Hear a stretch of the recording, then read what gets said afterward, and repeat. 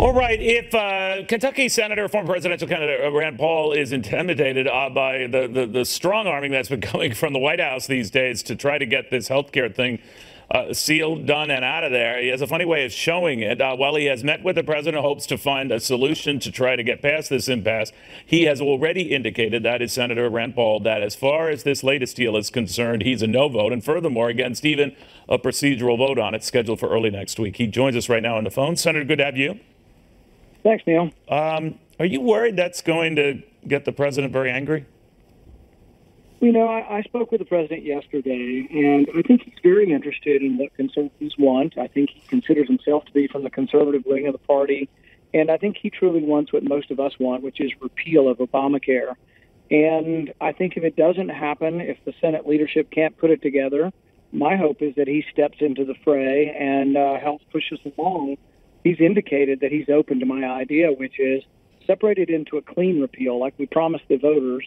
And then if there are spending projects that moderates want that weren't part of the promise to repeal, put them on a bill they can work with Democrats on. There are many must-pass bills or supposedly must-pass bills that will come up, and the Democrats and the big government Republicans could work on the spending plans, and the rest of us, including the moderates, could vote on a clean repeal.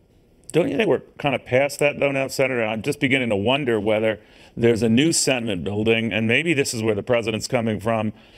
Anything is better than the law we have, and something is better than nothing, and it leads the way to tax reform.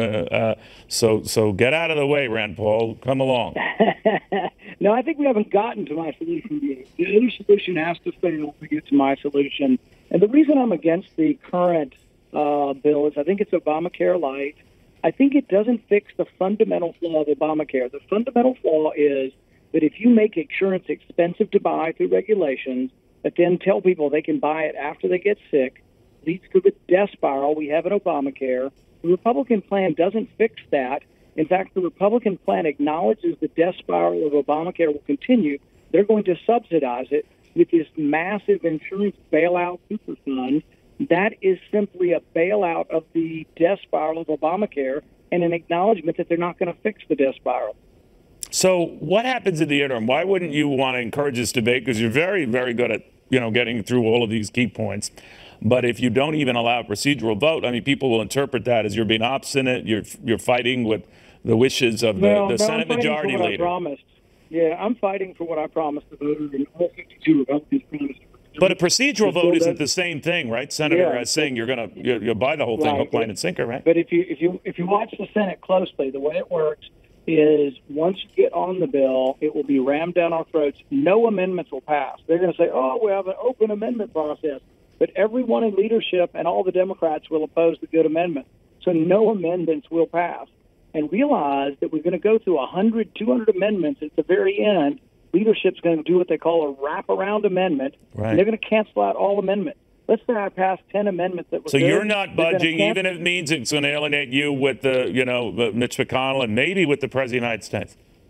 No, I keep proposing new solutions, and the new solution that I think will work for everybody is split the bill in two, have a clean repeal like we promised, and then if the big government Republicans want spending programs, they want bailouts for the insurance industry, they can do that with the Democrats.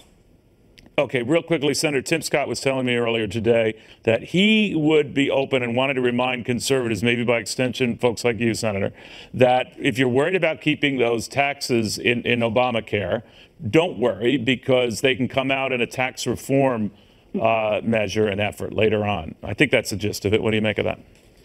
I guess my problem with that suggestion is anytime in Washington they tell you you're going to do it at a later date, it means they're really not going to do it. The most common thing on the floor when you bring something up they don't like is, "Well, Senator, we really love your idea. It's a jolly well good idea, but you're just not bringing it up at the right time.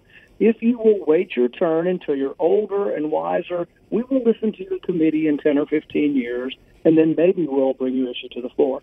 Now, it's always a promise. It's a false promise. If they don't have the guts to repeal the Obamacare taxes now, they'll never have the guts. And it's disappointing. Look, this is what we ran on for 4 elections. Republicans ran 4 times and won every time on repeal Obamacare, and now they're going to vote to keep it. Disappointing. All right. Senator, we'll watch very closely. Thanks for taking the time. Thanks, Neil.